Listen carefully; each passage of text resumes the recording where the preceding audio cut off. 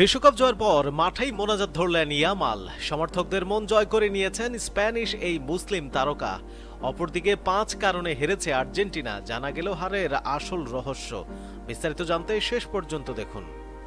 বিশ্বকাপ জয়ের পর মাঠেই আবেগঘন এক মুহূর্তের দেখা মিলল লামিনে ইয়ামালের কাছ থেকে। ম্যাচ শেষের পরপরই তিনি মোনাজাতে স্রষ্টাকে ধন্যবাদ দেন। শেষ বাঁশি যখন বেজেছে তাকে মাঠে হাঁটু গেড়ে বসে থাকতে দেখা যায়। হাত জোড় করে কিছুক্ষণ মাথা নিচু করে বসেছিলেন তিনি। এরপর দুই হাতে মুখ ঢেকে কিছুক্ষণ চুপচাপ বসে থাকেন এই তরুণ তারকা। দীর্ঘ আর কঠিন একটা টুর্নামেন্ট শেষে শিরোপা জয়ের আবেগ তার চোখে মুখে স্পষ্ট ছিল। ব্যক্তিগত জীবনে খুব বেশি ধর্ম পালন না করলেও ধর্ম সম্পর্কে একেবারে উদাসীন নন ইয়ামাল। এই তো বিশ্বকাপে দ্বিতীয় ম্যাচে সৌদি আরবের বিপক্ষে গোলের পরেই সিজদায় অবনত হয়ে তিনি স্রষ্টাকে ধন্যবাদ জানিয়েছিলেন। এবারের বিশ্বকাপের পর মোনাজাত ধরতে দেখা গেল তাকে।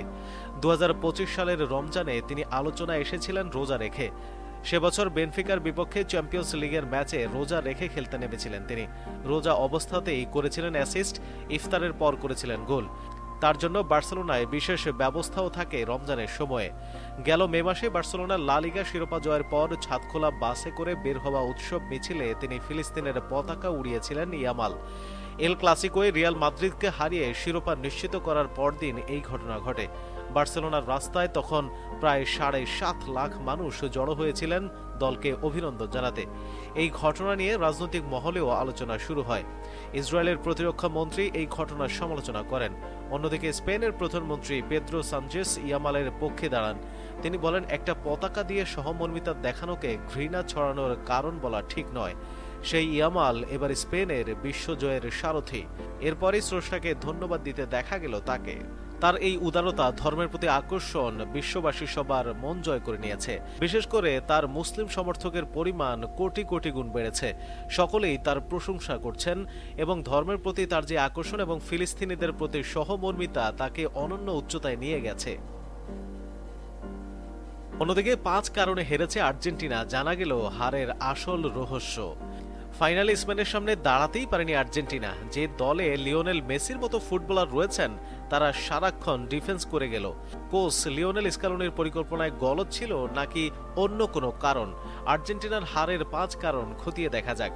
অতিরিক্ত মেসি নির্ভরতা। এখনও এই দল মেসির উপরেই নির্ভরশীল। আগের ম্যাচগুলিতে কঠিন পরিস্থিতি থেকে মেসি দলকে টেনে তুলেছিলেন, গোল করিয়েছিলেন, কিন্তু এই ম্যাচে পারেননি। কার্যত দর্শকের ভূমিকায় দেখা গিয়েছে তাকে। মেসি আটকে যেতেই আটকে গিয়েছে আর্জেন্টিনা। স্পেনের মাঝমাঠ। গোটা বিশ্বকাপ জুড়ে ফুল ফুটিয়েছে স্পেনের মাঝমাঠ। ফাইনালেও সেই ছবি দেখা গিয়েছে। বলের দখল তাদের পায়ে ছিল। তারা নিজেদের ছন্দে খেলা চালিয়েছে, আক্রমণে উঠেছে। গোটা ম্যাচ জুড়ে স্পেনকে তাড়া করে গিয়েছে আর্জেন্টিনা। মাঝ মাঠের দখল নিতে পারেনি তারা। এনজো ফার্নান্দেজের লাল কার্ড। তাও 11 বনাম 11 জনের যুদ্ধে লড়াই করেছিল আর্জেন্টিনা, কিন্তু এনজো ফার্নান্দেজের লাল কার্ড দেখার পর আর কিছু করার ছিল না তাদের। 10 জন নিয়ে এই স্পেনকে সামলানো অসম্ভব ছিল, সেটাই হয়েছে।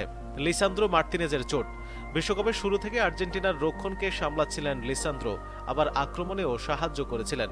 কিন্তু এই ম্যাচে হ্যামস্ট্রিংয়ের চোট পেয়ে প্রথমার্ধে উঠে যেতে বাধ্য হন তিনি। লিসান্দ্রো উঠে যাওয়ায় আর্জেন্টিনার রক্ষণ আরও দুর্বল হয়ে পড়ে। স্কালোনির রক্ষণাত্মক মানসিকতা। গোটা বিশ্বকাপ জুড়ে স্কালোনির এই রক্ষণাত্মক মানসিকতার সমালোচনা হয়েছে। খেলার গতি কমিয়েছে, অযথা ফাউল করে খেলার ছন্দ নষ্ট করেছেন তার ফুটবলাররা। ফাইনালেও রক্ষণাত্মক মানসিকতার বাইরে বার হতে পারলেন না তিনি। অথচ আর্জেন্টিনা আক্রমণ করলে কতটা ভয়ঙ্কর তা আগের ম্যাচে দেখা গিয়েছে। কিন্তু ফাইনাল স্কালোনির পরিকল্পনা ডুবিয়ে দিল দলকে।